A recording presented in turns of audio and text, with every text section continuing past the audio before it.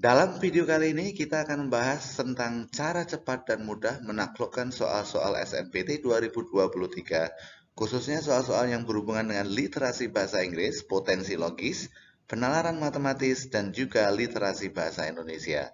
Video ini adalah bagian pertama dari serial video tentang soal-soal SNMPT 2023 yang akan dipublikasikan oleh channel Guru Peduli. So, adik-adik semuanya jangan lupa untuk subscribe dan nyalakan loncengnya sehingga adik-adik semuanya tidak akan ketinggalan dengan materi-materi terbaru dan yang relevan dengan soal-soal SNMPT 2023 yang akan datang. Jangan lupa untuk share ya ke teman-teman yang lain juga. Kalau sudah, mari kita lanjutkan ke soal-soal yang sudah saya persiapkan.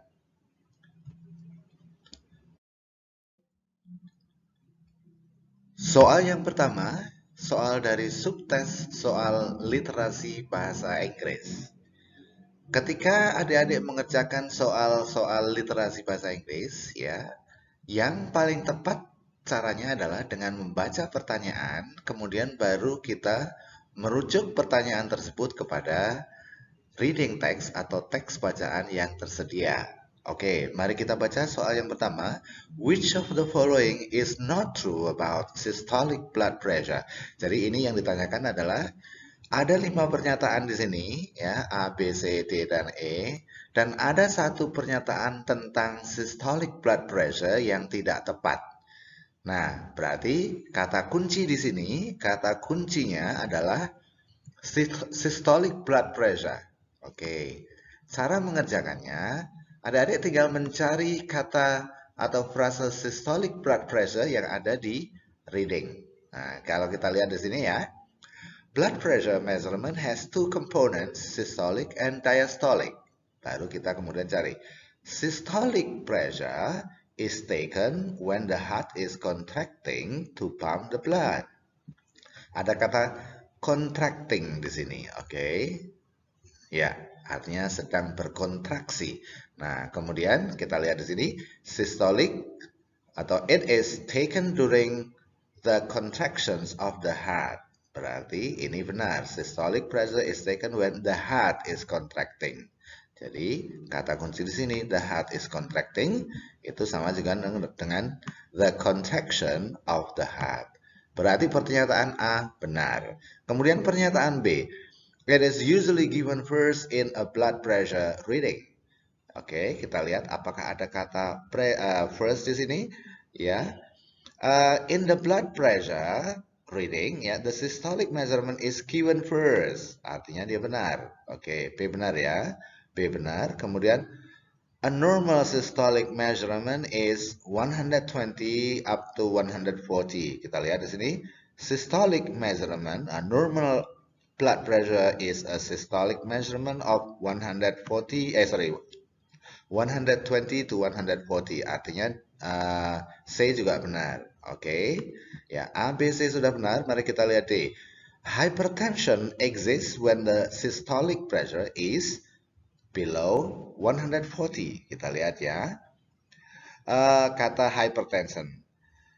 Kita lihat di sini ya, kalimat yang ada kata hypertensionnya adalah ini. Normal blood pressure is systolic measurement of 120 up to 140. And when the systolic pressure is 160 or higher, then hypertension is exists. Di sini higher than 160. Sementara di sini below atau lower than 140.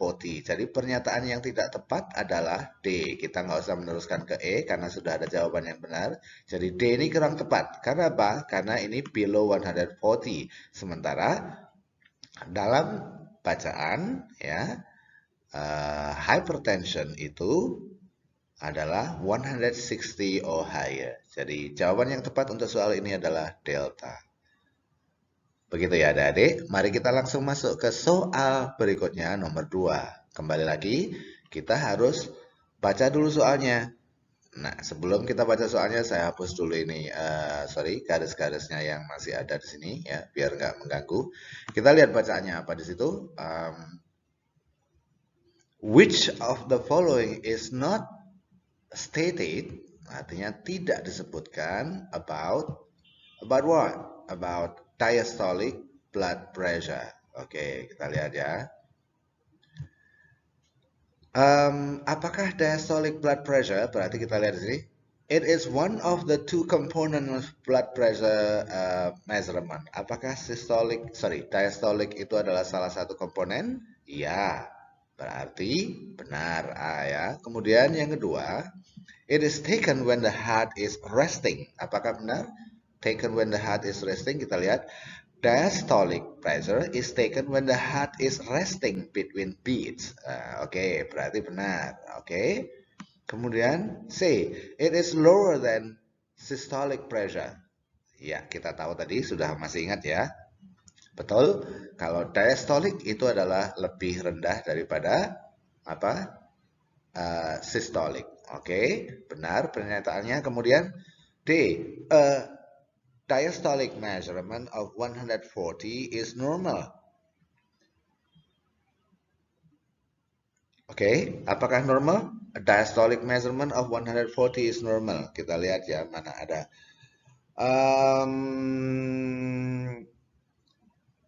Normal blood pressure is a systolic measurement of 120 to 140. And when the systolic, then systolic pressure between 140 indicates borderline hypertension. Jadi jawaban yang tepat ini adalah delta ya. Diastolic measurement of 140 is normal. Karena kalau diastolic itu tidak sampai 140 ya, dia below 120. Jadi kalau if it is higher than 120 diastolic pressure ya, it means it is a hypertension. Jadi jawaban yang tepat untuk pertanyaan ini adalah delta. Oke, gampang ya adik-adik semuanya. Mari kita lanjutkan ke berikutnya. Reading text yang kedua masih tentang literasi bahasa Inggris ya. This is about a geisha. Nah, kembali lagi kita harus membaca dulu ya. Kita baca dulu soalnya di sini. Which of the statement below is not true? Kembali lagi, ini kira-kira pertanyaan tentang apa? Ini tentang pemahaman ya. Pernyataan mana yang tidak benar? Oke. Based on the reading here. Artinya ada 4 yang benar dan 1 yang salah. Kita lihat satu-satu ya. We can find cases only in Yellowstone National Park. Nah, kita lihat Yellowstone National Park, kata kuncinya di sini ya. Yellowstone National Park has more cases than all of the rest of the world together. Oke, artinya apa? Yellowstone National Park itu memiliki cases lebih banyak dari tempat lain atau bagian dunia yang lain bila dikumpulkan. Oke, artinya apa? Artinya we can find cases in other parts of the world besides Yellowstone. Nah, di sini kita sudah tahu kalau statement A ini tidak benar. Karena di sini we can find cases only in Yellowstone, artinya tidak ada di tempat lain. Padahal di sini Yellowstone National Park has more cases, yes, dia punya more cases. But that doesn't mean, bukan berarti di bagian belahan bumi lain tidak ada. Ada ya, adik-adik semuanya. Jadi jawaban yang tepat di sini adalah alpha. Nggak usah dibaca yang lainnya, karena kita sudah menemukan yang berlawanan dengan atau yang tidak sesuai dengan reading text yang ada. Oke, soal nomor 4. Based on the text, how often does Old Faithful erupts?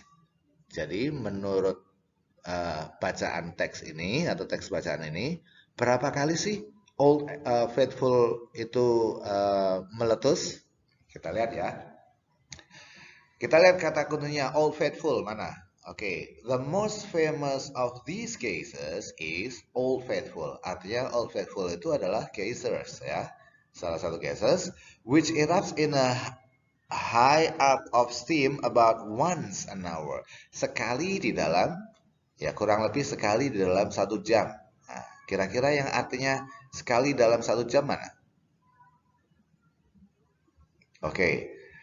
It erupts every now and then. Now and then itu sometimes ya, jadi tidak tentu. It erupts kurang tepat ya. It erupts once annually, sekali setahun, kurang tepat. It erupts in about every 60 minutes. meletus sekitar setiap 60 menit atau artinya an hour. Jadi jawaban yang tepat adalah Charlie. Begitu ya, adik-adik cara menjawab soal tes literasi bahasa Inggris. Baca soalnya dulu, baru kemudian cari informasinya di teks bacaan yang tersedia. Oke, itu tadi 4 soal tentang literasi bahasa Inggris. Mari kita masuk ke soal berikutnya. Oh, sebelum kita masuk ke soal berikutnya, buat adik-adik yang sedang mencari bimbingan belajar untuk SNBT, silahkan. Ya, ini ada trial class gratis bimbel online SNBT 2023 yang diselenggarakan oleh IC Palembang bekerjasama dengan Ayo Lulus Jakarta dan juga Taruna Luhur. Oke, dan kelas diselenggarakan pada setiap Sabtu pukul 4 sore with the best and experienced tutor we have here ya. Kalau Anda berminat, silahkan menghubungi WA yang tersebut di sini atau juga Ayo Lulus bisa didaftarkan. Nanti saya berikan linknya di bawah ya, oke. Dan materi bimbingan ada potensi logis, ada penalaran matematis, ada literasi bahasa Indonesia dan juga literasi bahasa Inggris. Gunakan kesempatan ini sebaik-baiknya supaya Anda tidak menyesal di saat nanti Anda mengikuti SNBT. Ingat ya rekan-rekan, SNBT tahun ini sangat-sangat berbeda. Maka kalian harus benar-benar mempersiapkan diri supaya tidak menyesal nantinya. Oke. Jangan takut adik-adik semuanya karena di bawah nanti ada deskripsinya ya, ada link untuk menuju ke ayolulus.com dan juga Anda bisa menghubungi nomor telepon WA ini ya. Oke, kalau sudah mari kita lanjutkan ke soal berikutnya. Soal tentang subtes potensi logis atau soal logika deduksi. Ya, ini merupakan salah satu bagian scholastic testnya ya. Ya, penalaran logis. Ya, bentuk soalnya adalah, jenis soalnya adalah soal logika deduksi. Kita lihat, jika para siswa berdemonstrasi, maka kepala sekolah mengundurkan diri. Itu premis pertamanya. Kemudian premis keduanya, kepala sekolah tidak mengundurkan diri. Oke, ya. Kalau kita notasikan ke dalam silogisme, itu seperti ini ya. Ya, ini premis pertamanya. Jika P, maka Q. Tanda panah seperti ini di dalam logika deduksi dibaca jika maka ya. Jika P, maka Q. Nah, jika para siswa berdemonstrasi, maka kepala sekolah akan mengundurkan diri. Jadi, yang mana yang P-nya ini adalah P ya. Jika siswa berdemonstrasi, ini P. Oke. Kemudian Q-nya mana? Q-nya adalah maka kepala sekolah mengundurkan diri. Ini key-nya. Oke, ini key-nya. Jika P maka Q. Nah, kita lihat premis keduanya. Premis keduanya adalah negatif Q. Ya, oke, kita lihat di sini negatif Q ya, negatif Q. Artinya apa? Kalau jika P maka Q dan premis keduanya adalah negatif Q, maka kesimpulannya adalah negatif P. Iya, negatif P itu kesimpulannya. Ya, jadi kesimpulan yang tepat adalah negatif P. P-nya apa tadi? Jika para siswa berdemonstrasi. Artinya negatifnya adalah para siswa atau siswa tidak berdemonstrasi. Itu negatifnya. Kita lihat kesimpulan atau pilihan jawaban yang ada di sini ya. Para siswa tidak berani berdemonstrasi salah ya. Tidak ada kata tidak berani. Jadi tadi intinya adalah siswa tidak berdemonstrasi ya. Oke.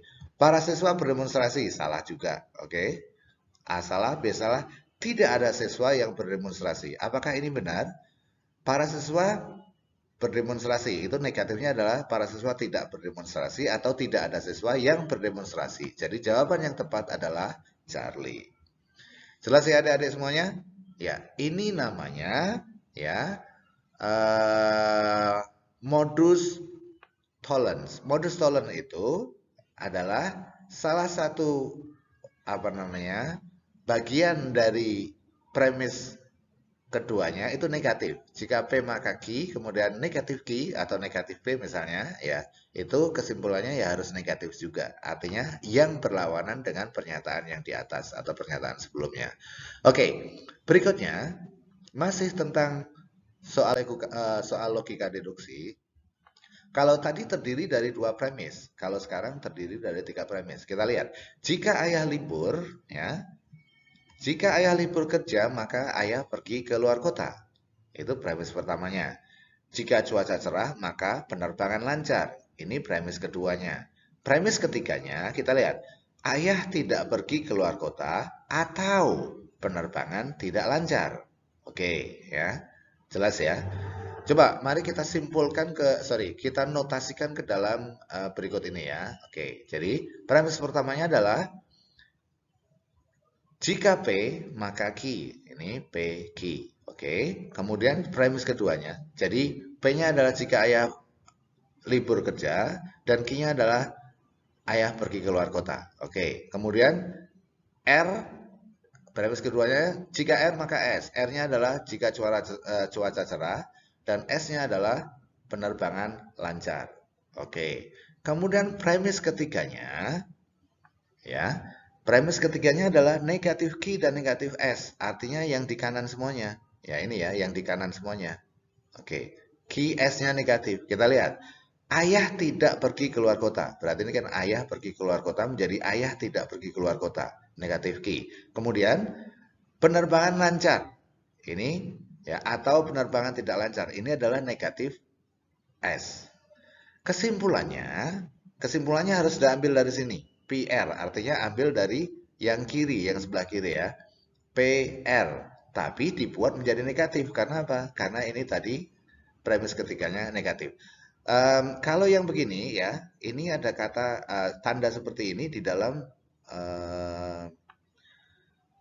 itu dibaca dengan di dalam apa namanya silogisme dibaca dengan kata atau ya. Jadi negatif Q atau S. Kemudian simpulannya adalah negatif P atau negatif R. Atau kembali lagi ingat-ingat atau. Jadi kalau ada silogisme dengan tiga premis, maka simpulannya pasti dengan kata atau, nggak bisa dengan dan, tidak bisa dengan jika maka, ya. Jadi kita lihat saja pilihan jawabannya. Ini ada kata jika, ini ada kata jika, berarti A dan B salah. Karena apa? Karena kesimpulannya harus negatif P atau negatif R. Ada kata atau. Oke, C kita lihat. Ada kata atau, D ada kata atau, E juga ada kata atau, tapi negatif P dan negatif R. Kita lihat. Ayah tidak libur kerja. Ayah libur kerja menjadi ayah tidak libur kerja. Betul ya? Oke, ayah pergi ke berikutnya apa? Cuaca cerah berarti menjadi cuaca tidak cerah. Cuaca tidak cerah. Oke, jadi jawaban yang tepat adalah Charlie. Betul ya? Iya. Oke, jawabannya Charlie. Ini silogisme seperti ini disebut silogisme dilema destruktif. Ada dua lagi dilema. Yang pertama adalah dilema konstruktif. Kalau dilema konstruktif itu semuanya positif ya.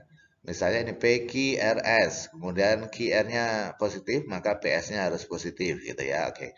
Kemudian kalau dilema berikutnya adalah dilema dua arah. Dilema dua arah itu ya dia menyilang. Ya. Kalau bagi kalian yang ingin melihat atau menonton apa namanya video khusus tentang silogisme bisa lihat di sini nih ya di atas silahkan dilihat nanti ada di dalam video yang lain. Oke, itu tadi dua soal tentang silogisme yang menjadi bagian atau subtes dari potensi logis atau penalaran deduktif.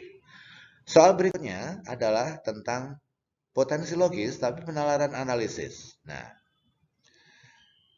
tip mengerjakan soal ini kalian harus cepat menggunakan tanda atau gambar yang kira-kira mudah buat Anda untuk memahami bacaannya. Kita lihat.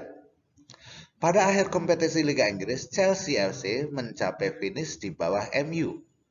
Nah, kalau kita notasikan menjadi MU di atas Chelsea, gitu ya. Karena Chelsea FC mencapai finish di bawah MU, itu artinya MU di atas Chelsea. Oke, berikutnya. Sedangkan Arsenal menyudahi kompetisi di atas Manchester City. Nah, jadi Arsenal dulu baru Manchester City. Nah, Arsenal dulu baru Manchester City. Oke, betul ya.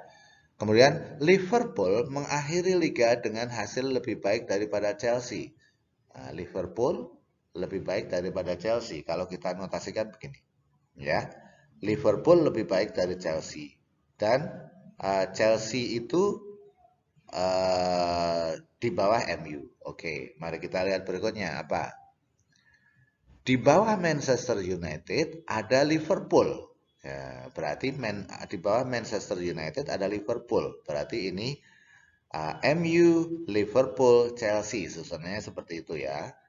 Kemudian jika hasil akhirnya MU menempati posisi ketiga, maka kemungkinan dari sini kita sudah tahu ya.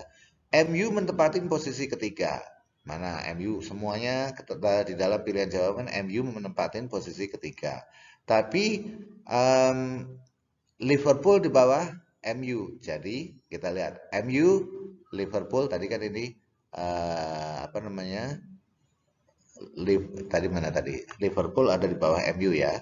Jadi Liverpool di bawah MU artinya MU, kemudian Liverpool, kemudian Chelsea. Nah, kemudian kata yang pertama tadi Arsenal lebih baik dari City. Jadi jawabannya yang benar adalah Alpha. Oke. Jelas ya rekan-rekan? Soal berikutnya, soal nomor 8. Iya, dari subtes penalaran analisis. Usia Ben seminggu lebih muda dari Kia. Langsung saja Anda notasikan ya. Kia seminggu lebih tua daripada Ben. Kemudian, dan 10 bulan lebih tua dari Erika. Ya, Ben 10 bulan lebih tua daripada Erika. Berarti gini, Kia, Ben, dan Erika. Kemudian, Ahmad lahir 2 hari setelah Erika. Berarti Ahmad setelah Erika. Jadi susunnya adalah Kia, Ben, Erika, dan Ahmad. Kemudian, 2 minggu setelah Shakira lahir, kemudian lahirlah Erika. Artinya apa? 2 minggu setelah Shakira lahir. Artinya Shakira itu ada di depannya Erika. Berarti di sini ya. Sorry. Di sini depan Erika ini ada Shakira. Oke, ini ada Shakira. Iya. Ada Shakira di situ. Jadi, ya. Ini Shakira, artinya ya, Shakira 2 minggu setelah Erika. Jadi urutannya adalah Kia, Ben, Shakira, kemudian Erika, kemudian Ahmad. Tapi pertanyaannya adalah urutan anak dengan usia yang paling muda itu artinya dari belakang. Ahmad, Erika, nah, berarti Ahmad, Erika, oke. Kemudian siapa itu? Shakira, oke. Kemudian Ben, dan kemudian Kia. Jadi jawaban yang tepat adalah Charlie. Gampang kan rekan-rekan semuanya? Oke. Ya, kalau sudah, mari kita lanjutkan ke berikut ini. Ya, ini soal tentang penalaran matematis. Kita lihat, Pak Ahmad membangun sebuah rumah ibadah di 1/4 bagian tanahnya dan mendirikan sebuah gedung sekolah di 2/5 bagian dari tanahnya. Dan sisa luas tanahnya sekarang adalah berapa itu? 210 meter persegi. Oke. Ya, berapa luas rumah ibadah yang dibangun oleh Pak Ahmad? Ya. Jadi, kita lihat ya. Sebidang tanah Pak Ahmad itu menjadi, kita lihat ya, sisa luas tanahnya adalah, ini sebidang tanah, 1. Dikurangin apa? 1/4 untuk membuat musola. Kemudian dikurangin apa lagi? Ya, 2/5 digunakan untuk membuat gedung sekolah. Nah, itu artinya 1 atau seluruh bagian tanahnya dikurangi dengan 1/4 bagian ditambah dengan 2/5 bagian. Kita harus menyelesaikan ini dulu.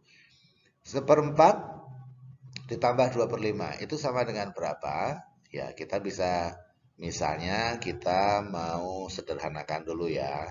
Kita sederhanakan. Ini sorry, maksudnya kita hitung dulu ini ya. Kita kalikan silang saja. 4 kali 5 20. Kemudian di sini 4 kali 2 8 ya, oke. Dan di sini 5 kali 1 1. Jadinya seperti ini ya. Jadi 1 dikurang 5 per 8 per 20. 20 dari mana? 20 itu adalah dari menyamakan penyebut dulu. 4 kali 5 itu sama dengan 20.